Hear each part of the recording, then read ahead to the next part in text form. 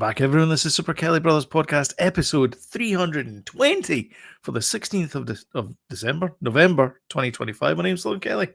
My name's Jody Kelly. I was doing so well there.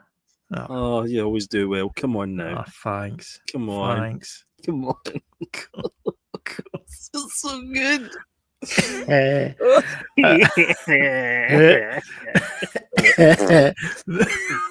Snot and everything coming down. Oh, God. Welcome back, everyone. It's another week in entertainment.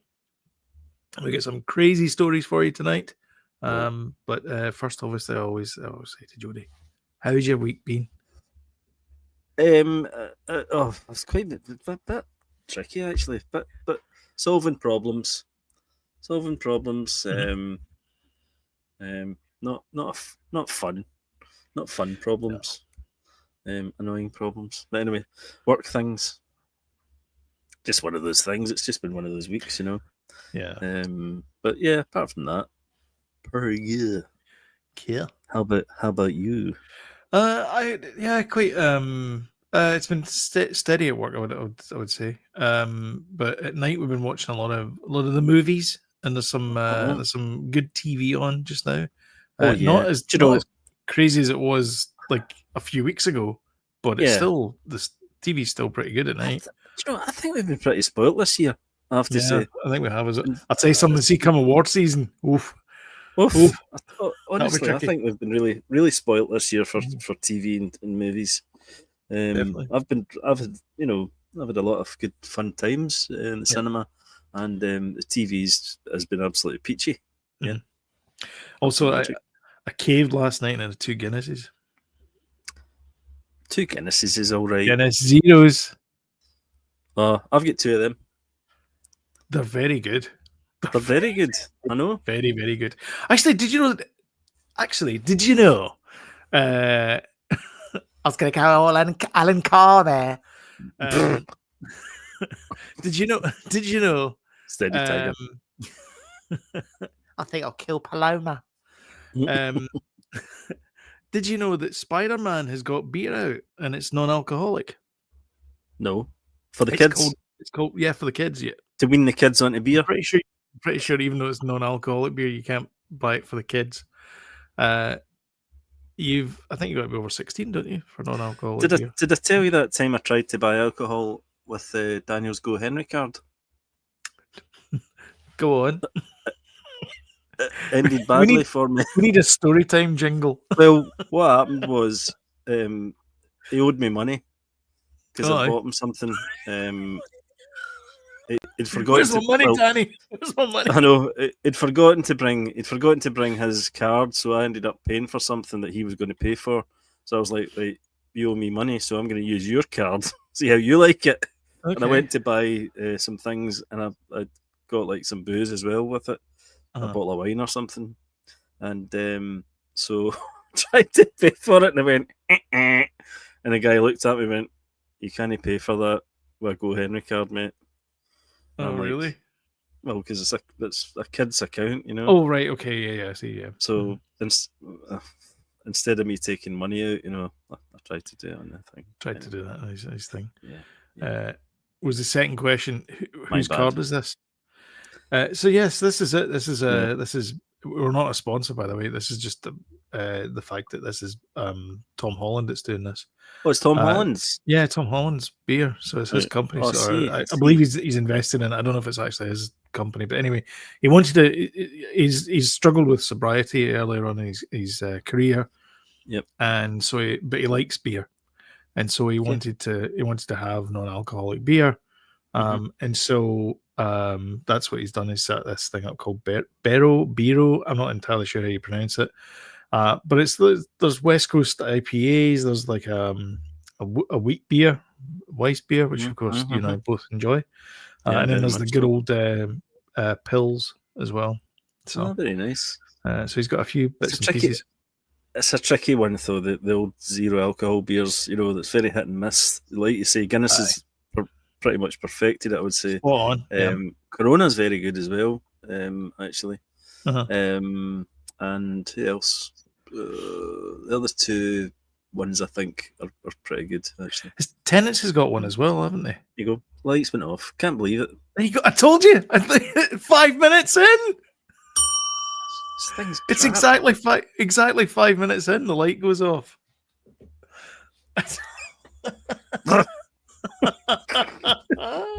Oh, look. Do you know Deep what cuts, to do, guys? Deep cuts. Just go by Hello, Top Deck. listener. Top Deck. Good old 80s. Was that Shandy? That was Shandy, wasn't it? It was a Shandy, Yeah. yeah. Shandy for the kids.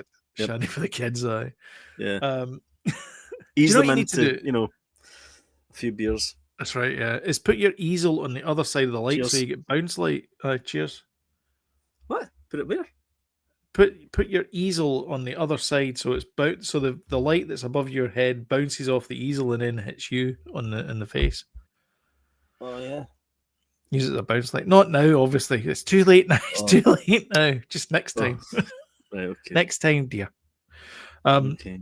So so I had a couple of Guinnesses last night, and the zero is great, but I'm looking for other. I can't just keep drinking Guinness zero the whole time. So you said Corona's good? Oh yeah, definitely. Is it? I'm not a big fan of Corona though. Well, if you're not a fan of Corona, it's not good. But yeah, it is a good one. It's authentic to the original one. I tell you one that I wouldn't drink is the Budweiser one. I don't know how we've suddenly become a beer channel. Prohibition, yeah, prohibition strength. I think they call it in Canada because it was 0% beer. So they call it prohibition because there was prohibition in Ontario. Aye. Which is why we have the beer store. With the beer store and the LCBO and stuff. Yeah. So. Yeah, I can't drink the Budweiser stuff because I was trapped in Dubai once. Sorry, not Dubai, Kuwait once with my work. Were you locked in the toilet in the filling station? No, it's a dry country, so you can't get a beer. But they did have no. They did have no alcoholic Budweiser, and it was absolutely rubbish. Horrible. I mean, times have changed though. I mean, that was a few years ago though. Oh god, that was probably 10 years ago. Yeah, it might have been, but might be better now. Yeah, they seem to. It's very much an up and coming thing. Low alcoholic beers and zero alcohol beers. Yeah, that's what I mean. That's what I was drinking over the weekend there. Although I'm not tonight, but got to keep the juices flowing tonight. Yeah. But the low alcohol beers, that's my kind of Amstel. It's only 3.4. Right. Okay. So that's a nice one. Oh, but Kestrel is only like 2.4% or something. Kestrel Super. Not Kestrel Super. That was like 6%. It was like rocket fuel, that stuff. And yeah, I know. In fact, we were in Italy last year, and it seemed to be everywhere was, believe it or not, Tennent's Super. Really? Yeah, Tennent's Super seemed to be the thing, and they also had Birra Moretti Red, which was me and Evelyn ordered a bottle each kind of thing. So you mean Birra Moretti Rosso? Yes, and I drank it, and I'm like, whoa, that's strong. And I read it; it was like, I don't know, like 7% or something crazy. God, that's too strong. I mean, admittedly, there you go. It is. You've won a prize. David. It's David. He knows that. David, you've not won a prize then. You win your Kansas City Chiefs stop, David. Is that his team? About 10 minutes. Wow. Yeah. It's only his team because this is my team. Sweetheart Stout 2.8. Yep, that's what all the pregnant ladies drink. Yep. Back in the day. Did you not used to get like a more the Jets? Good grief! Yeah. Bottom of the league. You used to get like a half pint of heavy and then a bottle of Sweetheart Stout and then pour it in, didn't they? That was like a thing. Oh yeah, that was a thing. Anyway, should we start talking more about beer and more about what's up? Yeah, we went on far too long about that. I know. Yeah. Let's come on. Let's stop talking about beer and let's start talking about tea.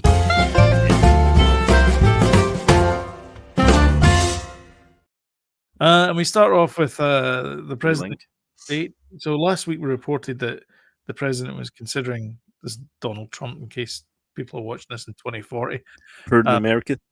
the 45th and 47th president of the United States. Yep, and you said it. 48th. Yep, it's all in a red hat. That's right. Make America great again. Make ales great again. There you go. See. He said that he might sue the BBC if they didn't apologize. And of course, the BBC issued an apology and said, "Really sorry, we won't do it again. Mea culpa. It was all our fault. We shouldn't have done it in the first place. We apologize. We're so sorry." And then the Daily Telegraph. This is the Daily Telegraph, right? Sorry, somebody had to say it. You're right. We'll get to your Labubus in a minute, David. That was my fear as well. Anyway, carry on. So anyway, he says, the Daily Telegraph says to him, he says, "You're going to sue the BBC then?" Why is he goading him, the most litigious man in the world? And he goes, "Yeah, I think we'll sue them." And he goes, "Yeah, I think we'll sue them for between 1 billion and 5 billion." Which, by my reckoning, I did some quick back of the cigarette. I don't have a cigarette pack, but you know what I mean. It was a napkin calculation. 23.5 million people pay for the television license in the UK. That means that our license fee next year, if he wins the 5 billion from the BBC, is going to go up by £212 for the year. Just to pay for this. Just to pay for him to do this. By the way, the BBC, no matter what you think of it, is a national institution. I would defend the BBC. 100%. I agree. It's well worth the license fee. I know people complain about it. I do. Although it's impartial, although people probably don't believe that now. But to a point. But I was watching the news about this, right? And there was a lawyer on, and he basically said in the UK, it has to be within a year that you apply for a defamation. Yeah. So it's been beyond a year now. And really? Okay, so that thing came out. So that's that, ago then. right? Yeah. So that's that. And also, if what was I going to say there? If it wasn't shown in America either. So if it had been shown in America, then it might have had a point, and it might have kind of done a Panorama thing, right? Right. So it was very kind of UK based. It's been over a year. And he'd have to fight it over here as well. He'd have to bring his cadre of lawyers across here. So it's not going to happen. Basically. Which of course he can't, because they can't. They don't deal with law stuff here. They would have to get more lawyers here to do it. Yeah. So exactly.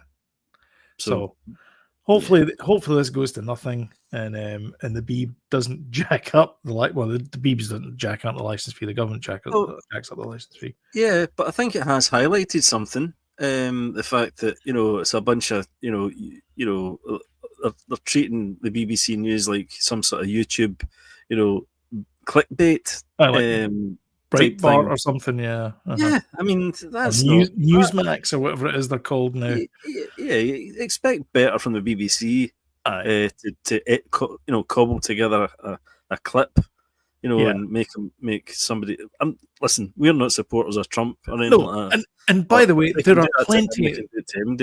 There's plenty of cases out there where you could get a soundbite that would not put him in a favourable light. You don't need to make up stories. Yeah, about it. Exactly. Yeah, but yeah, it's not cool. Even though it is Donald Trump. So, yeah. Anyway, just thought we'd bring it on because we mentioned it last week about him. He might sue the BBC, and now he says he is going to sue the BBC. So we'll see where that goes. Apparently, good luck. It's you're fighting the BBC on their own turf, and I'm pretty sure if they get some elderly judge and he's all in for the BBC, it'll be a very short case. Let's talk box office. Two big movies out this week. Now You See Me Part 3. I can't believe they're still making Now You See Me movies. Came out of nowhere, that one, didn't it? Didn't it? Yeah. Jesse Eisenberg. Quite literally. That was good.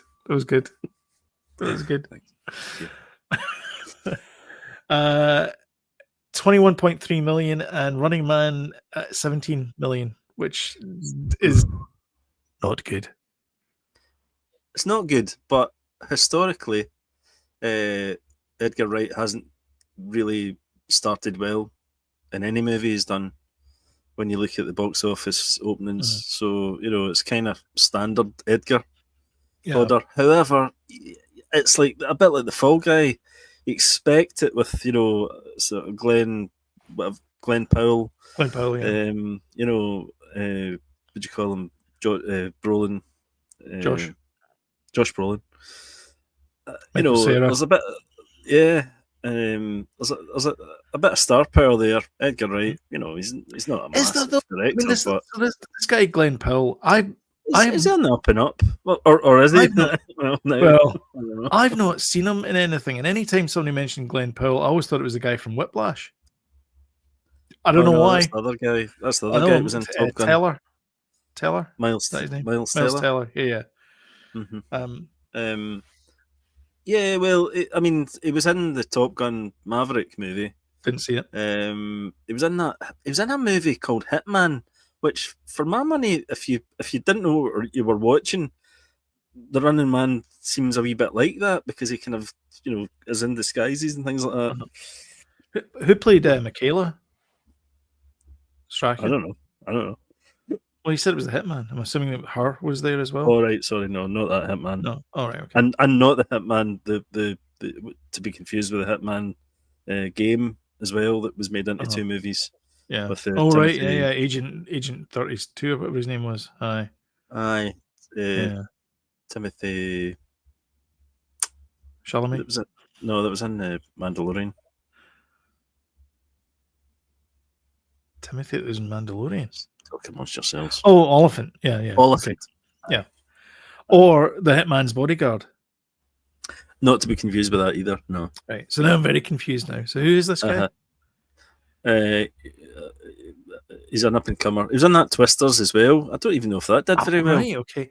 That's a terrible movie. Oh, it's awful. So Sam bad. likes it. I don't know why she likes it. But oh God. Well, this is why I don't trust Sam's reviews. Do you trust well, we'll find out later on if you trust a review of The Running Man, because you went to see The Running Man, and I'm currently watching, not right now, obviously, because I'm doing podcast, but we paused it. We were watching the original Get to the Chopper version of Running Man. He doesn't shout it in that, does he? No, he doesn't. No. But he's in a Commando chopper at the start. Shouts it in Commando. Yeah, Commando, yeah. But he's in a chopper at the start. By the way, remember we did a sort of rewatch of Commando? Because we were going to do a sort of... did we do a video of it? We should do more of them, actually. We should do more of them. Pad the channel out a bit. Pad it out a bit, yep. Get the punters in. That's right. That's will really get the punters in. I want it. Crickets. And for my money, Commando's got some of most of his best one-liners in it. I like you. I'll kill you last. Yeah, I lied. Yeah. Yeah. I'll be back. He says I'll be back in it as well. What happened to Sully? I had to let him go. Brilliant. Yeah. The movie's very dated now, but still fun. Yeah. So who's Glenn Powell? Back to Glenn Powell. He's an up and comer, but to be honest with you, he's not had listen. I think he's good. He's likable. Mm-hmm. But he's in that Chad Powell thing as well on Disney Plus. He produces that actually. Okay. James likes that. He does, yeah. I've watched one, but he says it's kind of self-aware, that it's been a kind of cheesy sort of thing of a guy going back, to high school and becoming it's a bit kind of Ted Lasso-ish, kind of, Yeah. But cheesier, I think. He likes it, so maybe I should maybe give it another shot, but I don't know. We'll see. Do you think maybe that's part of the problem? Is that it's fairly big budget movie, Running Man, I would have thought. So do you think it's 100 million? I think it's $100 million movie. Okay. That's cool. I think so. Yeah, the budget. Yeah, so it's really got to do well. Yeah. And making 17 million in your first, I mean, if you make 17 million this week, you're not making 17 million next week. You're making no, 9. you're not going to make the budget at all. Nope. You're going to lose money.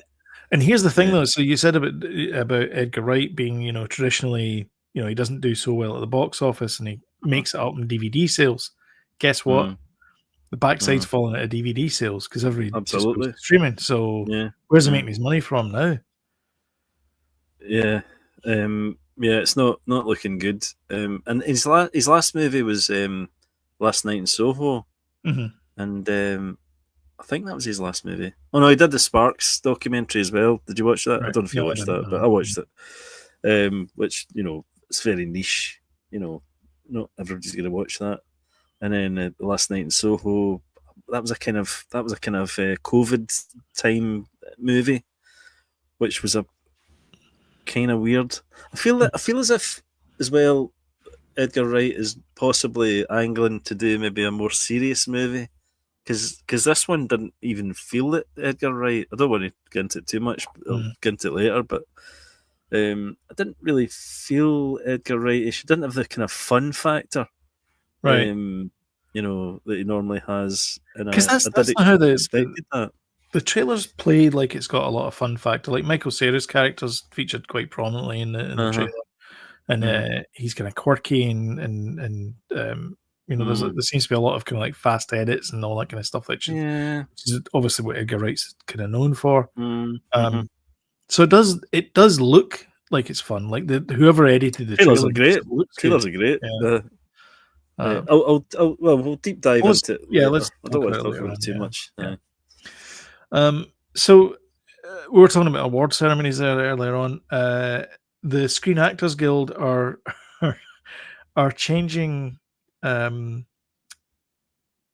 name. So the statuette is called the Actor, and that's what they're going to call it now. Is the Actor Awards. Right? Why? Our iconic statuette has always been called the Actor, and simply evolving the show's name to align with the award itself makes the obvious sense. So, in other words, there's this thing called the Oscars, and what we thought was we'd just call it after the award. God, they must have brainstormed that for about 2 minutes. I know. Can't wait. I can't wait for BAFTA to come out and call it the Mask Awards. Nobody will know what it is. Do you not think that these awards are getting a wee bit ridiculous anyway? Yeah. Well, it's rich people handing big golden statue things to other rich people. Yeah. It's a bit on good the nose. Boy. Well done. Who's your good boy? Who's your good boy? Who's your good boy? Who's your good boy? Did you do well? Yeah. Shiny. That's not what the main money is. The main money is the after parties and the $10,000 $10,000 Gucci bags you get and things like that. Goodie bag, Gucci bag. The goodie Gucci bag, yeah. Yeah. That's what the real fun is. Yeah, I mean, it used to be sort of if a movie won an Oscar, you'd slap it on the video or DVD, and you'd be like, "Oh, I need to go and watch that now," Yeah. And then realize it was a bunch of crap, that was pretentious and had some sort of meaning in it that looking wistfully out onto fields, tickling the corn. I could do this myself. Tickling the corn scene. Tickling the corn. Oscar, give that minute. Because it used to be like the Oscars was like these old guys covered in cobwebs and stuff. They're all they're all white as well, no black people or anything like that. No. All white people. No. And they'd basically go look at the list and go, "Can you read that for me? It's Steven Spielberg on it. Right, give it to him." No. He won last year. You can't give it to him. Right. Okay, then. Give it to him. Is it a Merchant Ivory? Okay, give it to them. Merchant Ivory. Do you know what I mean? Yeah. Is Daniel Day-Lewis in it? Give it to him. Is there not talk about there's one of the award ceremonies I think it's going to do like best movie and then best movie that everyone else likes award. I'm sure there's one of them. It's the Golden Globes or something.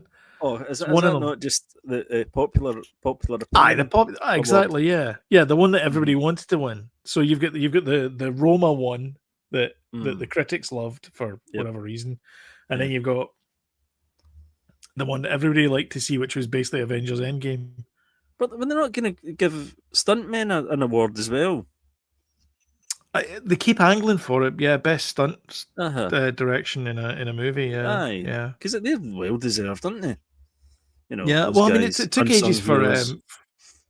casting directors as well. It took ages for them to get an award. By the way, that is one of the best award. I think that should definitely get an award. It's one of the best things. Absolutely. Editing, for me, editing, casting, Yep. direction, obviously. Yeah. But not necessarily though, because an editor can save a bad film, but they can also a bad editor can sink a good movie though. Yeah. Well, look at the original Star Wars, the way it was edited, right? When Martha Lucas edited. I want to get a Martha Lucas T-shirt. You can get one. Yeah, it says edited by Martha Lucas. Yeah, I've seen one. Fantastic. Brilliant, right? The way she did it. And then you look at something like in modern times, the Obi-Wan Kenobi TV series, and you look at the clunky fight scenes that happened in that show. Yeah. Awful action sequences. Terrible. I'll get into later on, but we watched Quantum of Solace this week again. Nice. There's some clunky edits in that as well. Is there? Really? Like jarring edits. And I don't know. Actually, I've got it in DVD. Maybe I need to go back and watch it in DVD because I'm pretty sure they've cut things out of it for streaming because they own the whole thing now, Amazon. Yeah, they do. So why not? But it's like really clunky. Like 1 minute he's chasing somebody, and then all of a sudden it's like out of nowhere they're in the kitchen and they're like falling over pots and pans and things. I'm like, did we miss a corridor turn at some point? Sounds like you were watching everything everywhere all at once. It's easy for you to say.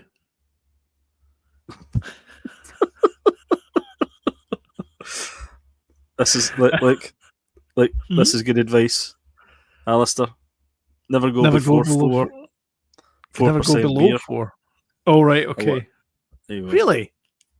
There you go. Well, yeah, I suppose 4.2. Yeah, sage advice. What else we got? Jody, this one's for you. You're gonna love this. Thank God. What is it? Are you sitting down? Oh, I'm sitting. I'm sitting down. I'm not that short. Okay. Oh dear. A midget. Good. I'm at desk height. A new Star Trek movie's in the works. And it's Jonathan Goldstein and John Francis Daly, who you might remember from Dungeons and Dragons, Honor Amongst Thieves. I do. They're doing a new Star Trek movie, which is going to have nothing to do with anything that has previously come before in Star Trek. Yeah, I think it's probably quite right, to be honest with you. It's a bit of a reboot. Did you see the Dungeons and Dragons movie? Oh yes, I thought it was terrific, and it never another one that didn't do well. It didn't do well. Didn't get a sequel. It was such a good film. And my guess is that they've been given this because of whatever contractual reasons they need to get this movie. Was Dungeons and Dragons a Paramount movie? Probably. I'll look it up. Dungeons and Dragons, Wikipedia, Honor Amongst Thieves. It was a Paramount Pictures. Oh, it was Paramount. So yeah, this is probably a make good, is that they get the Star Trek franchise. Do you think so? You give it to some guys that have made maybe. Although they were probably pleased with the movie. They're probably pleased with the outcome. They were probably pleased with it, and it's done well in streaming and all that kind of stuff. So they're probably can't give you a sequel. But I mean, the way they made the movie and all that. Do you think there's going to be a heavy lean toward humour then? And because it was quite a funny film as well. I don't. Yeah, That wouldn't be good. I don't. I mean, Star Trek's always had a bit of humor in it, but not like huge guffaws of laughter. It's been more No. kind of subdued than that. Yeah. So yeah, I wouldn't want. Although that there's to be been some thing. goofy stuff, and I mean Star Trek, the movies anyway, when they go back to Earth and stuff like that, Spock and Kirk, that was a goofy film. That's true. Yeah, Voyage Home. What's that, Voyage Home? Yeah, yeah, goofy. Yeah, it's on with the whales.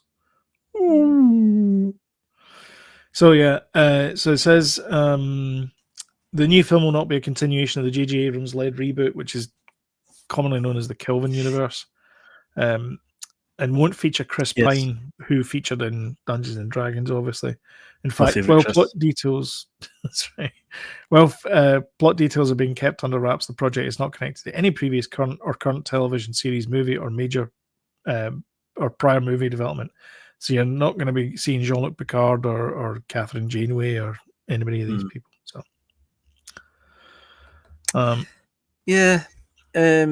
so it's not going to be Kirk.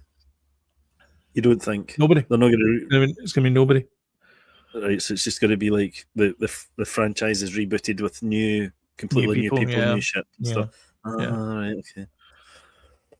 See that? Yeah, exactly. It's like this is the thing. Is like, do you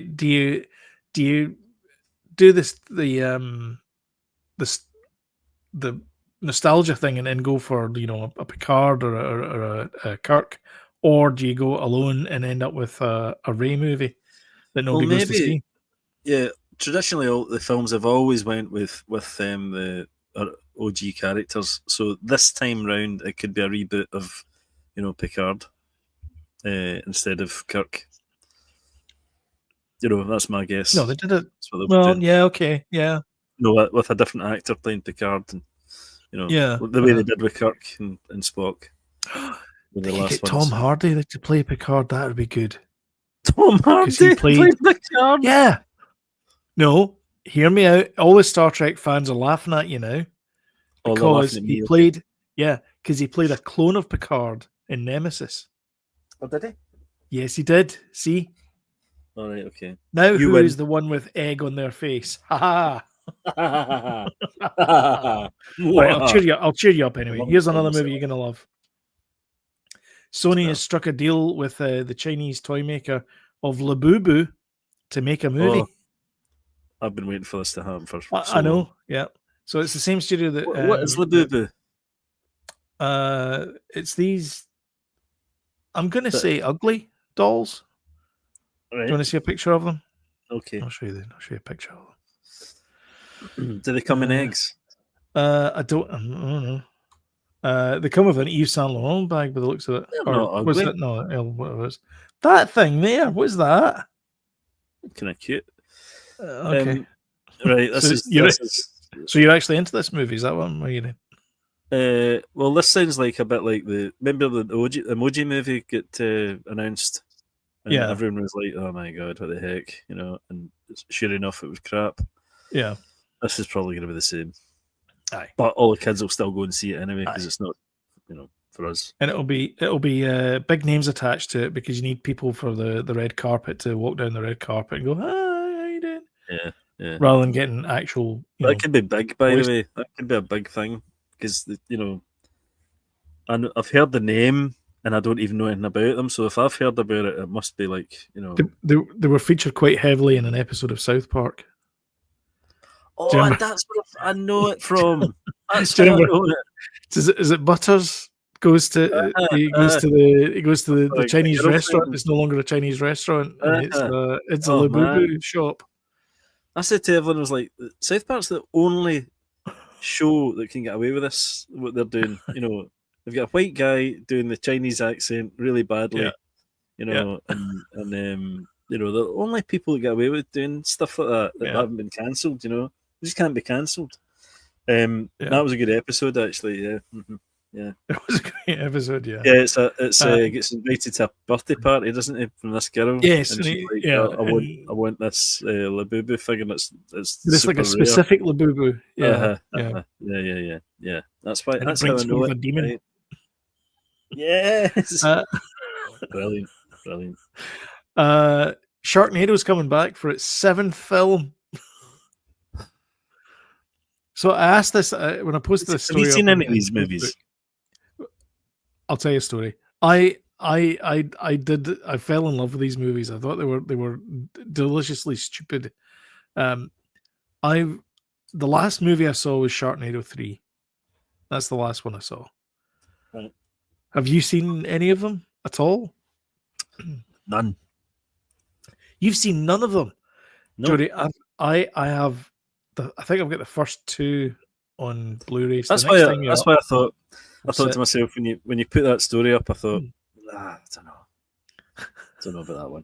They're seen really them? popular. Okay. Yeah, I've seen them. Yeah, Right. I stopped after the 3rd one because I was like, okay, it's kind of it's gone a little bit. It's the Asylum, so it's the guys that brought us It's actually battleships instead of battleship. It's actually Jay's, my son's girlfriend. It's her one of her favourite films. Sharknado. Is it? People like the cheesy factor, though, don't they? In these things, Aye. Yeah. they do like the Because cheese remember, factor. I think it's the 3rd one where the shark attacks the plane. Well, thinking of sharks in a plane. Snakes. No. Not snakes in a plane. It jumps out of the ocean and then bites the wing off the plane. I'm pretty sure that's one of the episodes. And then there's obviously Sharknado as well. Yeah. No, it's at the 36,000 feet. It just like a Polaris missile. Oh, right. So these sharks they're getting scooped up into the sky and then raining down on people. Yeah. Right. Have you ever seen the film Crawl with the alligator? It's set in kind of Florida, isn't it? Florida or somewhere. It gets flooded. Aye. It's totally flooded, and all the alligators kind of are alligators come out of the swamps and into people's basements and stuff. Man, that is a good film. That's a really good film. Yeah, cracking. Cool. I actually caught a little bit of Jaws 3 today as well, and I forgot that Dennis Quaid was in it. He was the star of it. Is he? Yeah. Special effects are so bad. See, when you watch Jaws, the first Jaws, it's all practical effects. There's no kind of green screen or nothing. Yeah. This Jaws 3, man, it's like, they're in this little yellow submarine in the shape of a shark, almost, but it's like an elongated shark, so they can two of them sit in it. And then, you see it kind of flatly kind of floating by underwater, this kind of model that they've made underwater and stuff. It's just awful. Really bad. Yeah. It was one of Dennis Quaid's first movies, Yeah. Brilliant. And then we should have actually mentioned this during the box office thing, but I thought I'd bring it up, is Sydney Sweeney, whose career has been doing the graph go like that. Oh, she's terrific. Graph do that. Yep. And I mean that, by the way. I do mean that. Well, not the latest movie, which is Christy, which has been a box office bomb. It's made $1 million at the box office. Whoa. Is that the worst ever? I think it definitely is. So the CNN headline for this is Sydney Sweeney's boxing movie was a bomb. Why do we keep making boxing biopics? I don't understand that. The headline, as if one movie, you can't make boxing biopics anymore because Sydney Sweeney's had a bomb with a boxing movie. I don't understand it. Well, clearly, if you get boxing, which people like, you've got Sydney Sweeney, which people like, and you put the two of them together, and you can't make a hit out of it. Therefore, you've done something wrong. Let's start again. Well, I hate to break it to everybody, but there's a boxing biopic coming out. It's Prince Nassim has got a boxing biopic coming out. I think it's coming out early next year.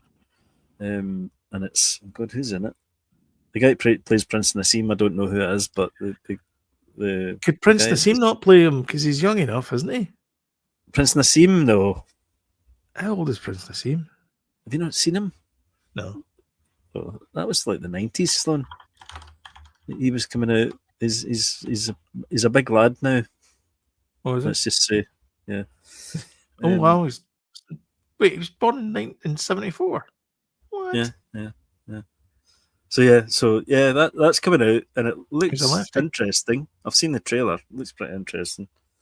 So yeah, Sydney Sweeney is not the be all end all of boxing movies. I mean, do you remember what was the one with Hilary Swank in it? The baby, $1 Million Baby. $1 Million Baby, Clint Eastwood movie. That did really well. That was an Oscar. That was that was a huge movie. Yeah. You know, so I don't know if she's maybe ready to kind of lead a movie yet. Maybe that's what it is. But everything I've seen her in has been terrific. She's been brilliant in everything. Yeah. That she's been in. But this was maybe her trying to do her I, Tonya or something. I don't know, because she's kind of like done the ugly stick, serious. Maybe thinking she's, Oh, this is the Oscar. And I promised myself I wouldn't cry. That kind of thing. Yeah, exactly. Yeah. I can guarantee in this movie, if that's the case, she will have snorters coming down her nose. Oh, they'll, because Oscar it was it. Remember that Fences movie? What's the Violet? Viola Davis. Viola. She had that snot thing happening. She was doing a speech and she got Oscar, So it's a guaranteed thing. If you get snot run down your face and you snook it up your mouth, it's an Oscar. Yeah. Not if you do it in real life, but if you do it in a cinema movie. Yeah. So she's probably doing that in this movie, and she thinks, I'm going to get an Oscar for snorting moan snot. Yeah. Just a thought. Did you know that Rory McCann was originally in Andor? I did, because I read it this week. I didn't know this. All right, okay. So he was supposed to play Brasso, but he injured himself. Yeah. He ended up with a bad ankle, and so he ended up with a limp. And so what's his name? Joplin Sibtain. He stepped into the role. I think he did a great job, though. I can't see it in any other way. No, being him at all. He is Brasso. They just brought so much to that role. I think he did. That was a great recasting. We probably will say the same. Would have said the same thing if it had been Rory McCann as well. Did I tell you I was in a pub about 4 weeks? See what happens with a shoker. A month and a half ago, and he was there. He was in the pub. Was he? Was he the bouncer? Yeah. No. I just went in for a Guinness, I think, and he drank it and then left. But yeah. He's Scottish, isn't he? He is. A name like Rory McCann. Porridge Oats man. That's right. Back in the day. Yeah. And then he was in Game of Thrones. Yarp. Which and of course, Hot Fuzz. Aye. Yeah. Yarp. Yeah. He's a great actor, and he's going to be in Ahsoka as well. Has it been dealt with, Michael? Yarp. will Sergeant Angel be causing us no problems? See, it all comes full circle. Edgar Wright. Aye, see, yeah, and Simon Pegg. Simon, that's two of them in the movie that have been in Star Wars. And Star Trek. All intertwined. Lines linking and intertwining. Musical notes. It's called Late Mark. Anyway. Producer says get on with it. Producer says get on with it. Shall we move on to what you're watching? Yeah. I'll find the clip first.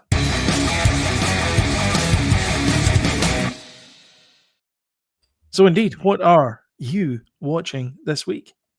Well, I was watching. I took your advice and wish I hadn't. I watched that The Women in Cabin 10 or something with Keira Knightley. I never watched it. I haven't watched it yet. Have you not watched it? Wasn't your No. advice then? Somebody told me it was good. Wasn't me? Wasn't me? Wasn't me, Mister? Wasn't me? Anyway, whoever told me that, it was all right. It wasn't great, you know. Yeah, 6 out of 10. If that. Nice, brilliant. 6 out of cabin 10. 6 out of cabin 10. Woohoo! We've been watching Squid Game, the challenge. I've been watching it too as well. Yep, yes, it's been awfully good. Awfully good. I've got thoughts about Squid Game, the challenge. Oh, this might be controversial. I think it's a better TV show than Squid Game. I think it's better than the last season. Well, yeah. Do you not think it's become a wee bit more reality TV-ish? I know it is reality TV, but I think it's more into the kind of conversations they're having and stuff. Did you know it's a production company? No, it's Studio Lambert, which is the same production company as Traitors. Another great show. Yeah. Exactly. Is it filmed in the UK? It is. Yes, it is. It's filmed in. There's a big warehouse somewhere in London that they film it in. Yeah. No, it's really great. I'm really enjoying it. It's very twisty, turny. I think. It's. I love it as well. They follow some characters, and you think, "Oh, right, they're going to be right to the end here." The twins, for example. The twins, yeah. Spoilers. Yeah. Spoilers for the TV show. Yeah, you think to yourself, well, they're going to get right to the end, but yeah. And there's other people as well. You get invested in them, and it's like, no, didn't make it through that game. I know. There's one game as well where they're throwing a ball at each other, and all the teams decide to put the worst people at the back. Oh God, that was good. And that is a terrible idea. It's the worst strategy. You put all the terrible people at the front. I was shouting at the telly. Honestly, it was great. I love it. Oh my God. Yeah. Not myself. I was sitting with my family. Shouting at the telly. We've and they're just looking at me going. We've got as far as the present game. I don't know what it's called, but it's the one where you hand the presents. You get tapped on the shoulder and you got to put the present down. Oh no, we're not as far as that. No, we're. You're at the Chutes and Ladders one then? No. Oh right, okay. You started watching this before I did. I know. Of course, Anime keeps going. Another. Daniel got upset because that guy Mark, the guy that wanted the Star Wars wedding. Oh, the number 100. Yeah. Daniel. Remember the way he get treated as well? It was prior poor, to that Rory guy. Very he was poor. Not nice. Yeah. Very poor. Yeah. And no offense, but you're useless. Come on, man. Yeah, we're all thinking it. How do you know? Yeah. Wow. Yeah. Shocking behaviour. Yeah. And Daniel get really wound up. I don't mean he was like, but he was just sitting there seething, and I'm like, he's getting really into this. And then when he went out, he was like, yes. But then Mark, the guy Mark went out as well. He's like, 2 rounds don't later, want to watch this anymore, Yeah. But anyway, so we've got back into it. Yeah. But it's really, really good. Really good. Mingle was good as well. That showed people's true colours. Mingle. Oh, the roundabout thing. Circular. Oh, circular, God, see that tune? Round and round we go, and da. Don't start, because that's going to be running through my head again. I've only just got it out my head. Anyway, moving on. We watched Smile. Good for you. Paramount well Plus. It's one of these really good horror films that I've seen the second one, but I've not. It's the first time I've seen the first one.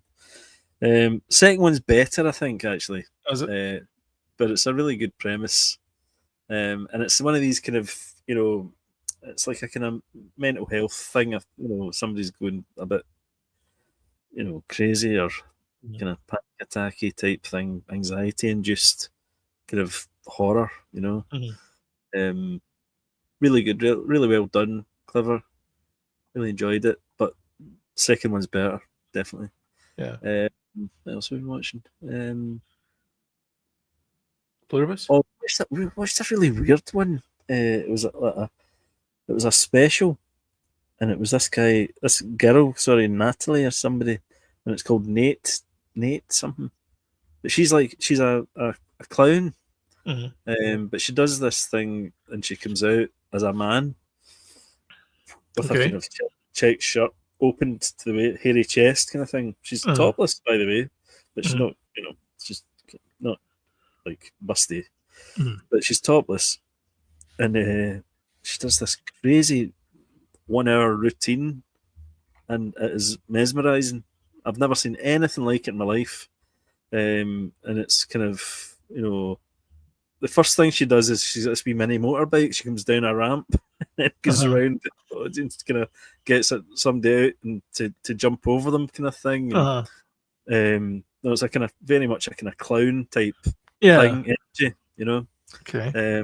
But it's bonkers. I recommend it. What was this on? Netflix. Sorry, what's it called again? It's called Nate something. Nate. You might find it. Nate, a one-man show. Yeah, that's it. And it's all about masculinity and and all that kind of stuff. It is weird though. It is weird. Okay. It's not for everybody. Yeah. I like weird. And I did like it. It was kind of it's like a full body thing she's got. Right. No, it's not, because she goes for a shower at one point and all the hairs kind of wash off. Yeah. So no, it's not. And then she tries to wrestle a man and stuff in it, and the guys are like that. And no. Okay. It's like I can describe it as like Andy Kaufman, when he was like at his peak, that kind of messing with people, that's that type of thing, it's really interesting, really good. I enjoyed it, but it is weird. Yeah. Okay. Did you watch Pluribus? And watch Pluribus as well, obviously. I thought it was a wee bit disappointing, that episode. It was a bit slow and a bit kind of, I think it was, it was. I think not as good as the first two. Yeah, it was kind of. The whole show's about Carol, I guess, but I mean, it was very kind of centered to kind of like her wants and needs and how the hive mind were trying to sort of give her what she needs, and she's like, I don't want this. I want to be an individual, but she doesn't realize the fact that in order for her to be an individual, it takes thousands of people for her to be an individual. Yeah. So it's like it's kind of that kind of right crap. It's not put me off at all. It's still by any other standards, it's a solid episode. Ray Seahorn is brilliant in it. I still maintain that she's just fantastic. Is this kind of like just curmudgeon? She's not. She's obviously still not having a good time because she's just buried her life. Well, it was good. It was good that they did the kind of flashback at the beginning. And that was good. Stuff, So that was good. Just give it a bit more depth to that element of the story. But it's the same, kind of fed onto the sort of later part of the episode as well, because like Carol was all about the what numbers are we doing and all that kind of stuff, and her wife, who is also her manager, is like, can we not just relax and just look at the Northern Lights? And she's like, no, so maybe I can fire off a couple of emails and stuff. Yeah, she just wants to be. Yeah, she's never been happy really with anything. So yeah, interesting. And of course, the Running Man. Usually at this point, I forget that that's the next point. So yeah, the Running Man today. Watched that. I would say it's good, and it's not as bad as people are saying as well. I would say not as bad as other people say. Okay. A lot of people are saying about the sort of third act, it kind of falls in its arse, but for me, it's not true. It does it gets a bit preachy, but for me, it could have kind of went a wee bit more into that aspect of this day and age about kind of what do you call computers? Well, the sort of social media factor, you're wanting more out of people and the face swapping. What do you call that? Deep fake. Deep fake, yeah. Kind of stuff as well. Element to the entertainment. That was the original as well, though. Deep fake. Yeah. And what we were talking about before we started the show was the length of the movie, and it's, what is it, 40 minutes longer than the original? It's something like it's so the original is 1 hour 40 minutes long, and then the remake is 2 hours and 13 minutes. So that's unnecessary. Half an hour. Completely. Half it an could hour have been long. trimmed. It could have been trimmed, and it would have been tight, and it would have been. We say this all the time. I know. Movies are too long. This one suffers from that. It would be such a nicely edited movie. Michael Cera's totally. Almost unrecognizable as Michael Cera. Even the way he speaks, is unrecognizable. But it's good when he comes into it. Glenn Powell's good in it. I think he's a good actor and stuff. He's a good front sort of leading actor. Yeah. Josh Brolin. What's the black character? I really like him. The kind of the TV presenter in it. Can't remember his name, but I really like him. I've seen him in quite a few things now. He's really good. I'll look it up. Yeah. I can never remember his name, but that's not like me. Daniel Ezra. Yeah, he's terrific. Yeah, he's brilliant. Is he not in? What have I seen him in? He's cropped up a few places. He's in a TV show on Netflix just now. Is it All American? He's in a TV show just now, and he's staying at this kind of cabin in the woods, and his neighbour, there's been a sort of, finds a body or something like that, and he gets accused of the murder. Okay. And he's kind of on the run. It's good. Can't remember the name of it, but anyway. But anyway, he's good as well. It doesn't feel like an Edgar Wright movie, though, really, and it doesn't have the fun aspect of the original one, the kind of wisecracking stuff. It kind of takes itself a bit serious, and I'm kind of surprised about that from Edgar Wright. And kind of larger life characters, they're not really in this the way they were in the original either. Which is quite strange. That's right. Yeah, the Electro guy and Captain Justice or whatever he was called. Real kind of iconic sort of characters. You don't really get that. The silhouettes. When you look at them, you go, "Oh, that's so and so." Those kind of, yeah, all that stuff. Visual elements. Yeah. Yeah. Your man Lee Pace, he's in it. That's right. Yeah. That's a bit of a spoiler, actually, but oops. Yeah, he's good. He's always good. Yeah. I listen, I enjoyed it more than I thought I would, judging from what folk have been talking about it. So, yeah. By the way, I mentioned earlier on that Sam didn't particularly rate it. But she's a huge Edgar Wright fan, like massive Edgar Wright fan. So I mean, that might be why she didn't like it. It wasn't Edgar Wright enough for her. Yeah, probably. Yeah, and I get that. I totally get that. It wasn't. Yeah. Well, I've been watching mostly. I watched Pluribus, obviously, in Squid Game. Have you heard of Down Cemetery Road with Emma Thompson and Ruth Wilson? Is this a Ricky Gervais thing?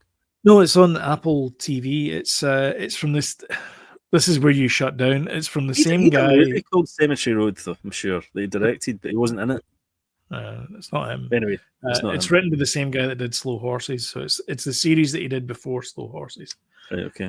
But Emma Thompson plays a private investigator, and Ruth Wilson is trying to follow this kid who's been abducted, and she enlists the help of Emma Thompson's character Zoe.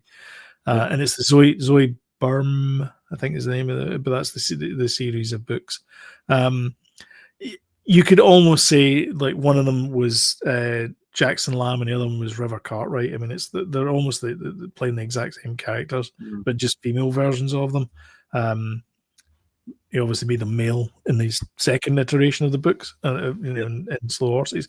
But anyway, it's that same kind of wisecracking elder guy looking down looking down the other one. It's brilliant though. I love it. I'm into it. It's great. Morwenna Banks, who you might remember from Yes, I Do Know What a Dentist Is, and also as Mummy Pig in Peppa Pig. She's the showrunner for it, and she does a brilliant job. It's just fantastic. And the guy, the Indian descent guy, married to David Baddiel? Pass. I don't know. He was in some Harlan thing as a detective. He plays a guy in this one as well, and his character's brilliant.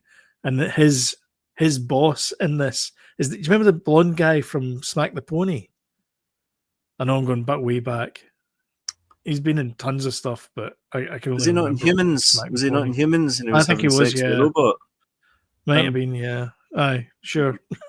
He's in it as well, and he plays. Is he not in Baby Reindeer? Is he in Baby Reindeer, the producer guy that? No, it's not him. No, it's a younger fella. All right, not him. Right. No, it's not him. Anyway, he's brilliant in it as well. But the main thing that we watched this week was, or the Friday night movie, was Frankenstein. Oh, the 1930. No, I'm looking the Guillermo del Toro one. And I'll say in the outset, I really enjoyed it. Anime got bored with it about halfway through and left me to it. Really? Wow. She didn't like it. She said every time she heard the Elizabeth's theme, she's like, "Ugh." So this is the first Guillermo del Toro movie I've seen since I'm going to say Hellboy. So I'm not a huge Guillermo del Toro fan, but this is really good. I think some of the visuals were a bit stylized. It's weird because I know for a fact, like 90% of that was filmed on some soundstage somewhere, with practical sets, but a lot of it looked CGI for some reason, and I don't know whether it's like the overpainting or something like that. Like the bit with the guys at the start, it looked like somebody said to me, and I can't get it out of my head now, is it looked like the Tintin movie with the guys at the start, the sailors at the start try to free the ship. And I was like, oh man, I wish I hadn't said that. Now all I can think of is that there. Oh man, but let's get into the good things. Cinematography and it's fantastic. I mean, there's no two ways about it. It's great. It is beautiful. The guy that plays the creature, Jacob, what was his name? He's fantastic as the creature. I don't know. Yes, I was worried about the creature because I thought, what the hell is this? Is it somebody from Bros or something? But the creature's done really well. It's great. It was supposed to be Andrew Garfield, apparently. What was it? Right, okay. Yeah. But he had to pull out for whatever reason. I thought that was done really well, actually. The creature was great, the basement and stuff, and the cellars. And, Christoph Waltz was great in it. Oscar Isaac was great in it. Although when I finished watching the movie, there was a thing nagging in the back of my head, and I couldn't get it out of my head. Is like, what is the best Frankenstein movie I have ever seen? Young Frankenstein. Hands down. Yeah, it's the best Frankenstein movie ever. That bit. So there's a bit in it where he talks. Ralph Ineson's in it as well, which again takes me out of the movie. I just every time I see him, I'm like, Finchy. Aye, it's just all I can see is that's a you problem though. All I can see is Finchy and the guy that kisses Roy's backside in the IT crowd. That's all I can see. He's not in it for long, though. He's just at the beginning. He's in it. Blink and you'll miss him. Also, the same thing with Blink and you'll miss it for Glasgow and Edinburgh. So much for them being shot in Glasgow and Edinburgh. There's like 2 scenes, I think, that you see the outside of Edinburgh. And I think there's a bit in there. Do you not think some of the interiors are Glasgow Cathedral or something? There's a bit in it where she goes to confession and I think I've never been to Glasgow Cathedral. Neither have I, but I think which is everyone, I'm sure she said that. Which is kind of bizarre given the fact it's like 20 minutes down the road. But anyway, I've never been to Glasgow. I will write that wrong within the year, but I've been in St Magus's Cathedral in Orkney. Does that help? But I've not been to Glasgow Cathedral. So I think that bit was filmed there, but the rest of it, I don't know. The story itself, everyone knows, is Victor Frankenstein makes this creature. He realizes that the creature is a dud, or so he thinks, and he's like, oh, "I've got to get rid of this. This is an abomination. We've got to get rid of it." And of course, there's he tries to clean it up. He's pretty horrible to the thing. He's really nasty, and I guess it's that kind of that's how his dad was to him. He was a nasty piece of work, and so he was a nasty piece of work to his. And it's kind of that kind of story about creator, and there's the biblical elements in there, religious elements in there. It's also the father and son aspect of it, and all that kind of stuff. And it was all played out really well, and I did enjoy that aspect of it. It goes, I think it's like two and a quarter hours as well. I didn't think it was, me. I like my 98-minute movies, but I didn't think there was anything that you could really cut out of this. No, it didn't drag. No, me neither. Because I think a lot of the things you needed to kind of like sit with, like the whole him getting acclimatized to the English language, or whatever language. Well, I guess it's English language, but getting acclimatized to English language, finding out that the world is a cruel place with the wolves and the sheep and the hunt and all that kind of stuff. It was great. All that stuff. All of that stuff was fantastic. But what took me out of it though was when he went in and he's talking to the blind guy, and the blind guy offers him brandy, and I'm like, "Would you like a cup of soup?" That's all I could think of. Gene Hackman.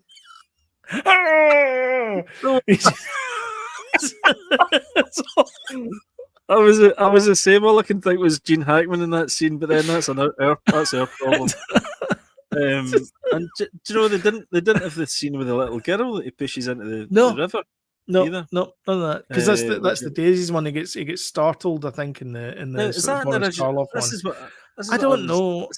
I've never read the book, so I don't know if that was in the original book or that was added in the Boris Karloff one. But I always don't say I like the scene, but I always kind of, when I think of Frankenstein, I think of that, and then the villagers all kind of with the torches, and the pitchforks and all that kind of stuff. Pitchforks. Like Shrek, A lot of it is made up for that film. So the what we think of Frankenstein is not actually in the book. So Frankenstein, he makes the creature in his back room, in his lodgings. Shelley doesn't say how he makes the creature, just that he makes a creature. Yeah. But obviously, when it came to Hollywood, it's like, well, we're gonna have like lightning and stuff, and the thing that was brilliant, that kind of thing. I might actually read the book and I wouldn't mind going back to the Richard Branagh version as well, with De Niro was the monster. Yeah. Just to compare, just through my own interest kind of thing. Yeah. But I'm a Del Toro fan, and for me it was not a disappointment at all. It was fantastic. I didn't think it was a disappointment at all. Apparently, there's some, obviously, because it wants to be considered for the Oscars. So there's a few 35mm prints kicking around. So it was released in the cinema. I don't know where it was released in the cinema, but I wouldn't mind seeing the 35mm print of it, just to see. I would just to see if it tones down some of those colors, because a lot of them were like, it was blue. It was too blue. For something it wasn't. I'll tell you what, I think there's a good chance for it getting re-released in the cinema, and I'll definitely go and see it if it comes back. Yeah, definitely. Because purely Oscar season, I think it might. Might too. Yeah. And then I mentioned Quantum of Solace again. Just James Bond. It's a good movie. Yeah. We watched Playdate, which is Probably the best. Just throw it in streaming movie from MGM I've seen in ever, and it's from the most unlikeliest of sources. So this is Alan Ritchson who plays Reacher, and Oh yeah. Paul Blart Mall Cop himself, Kevin James. Oh yeah, I've seen this advertised.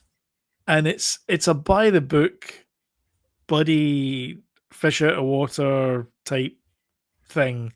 But there's some funny moments in it. It basically goes from one sketch to another, but it's actually really good. Is that in MGM Plus though? No, it's on Prime Video. Oh no, it's like straight to Prime Video. Yeah. All right, is it? Oh, good. Right, okay, I might watch that then. Oh, we actually watched the Rosies as well. The Olivia Colman, Benedict Cumberbatch. That's very good as well. I really enjoyed it.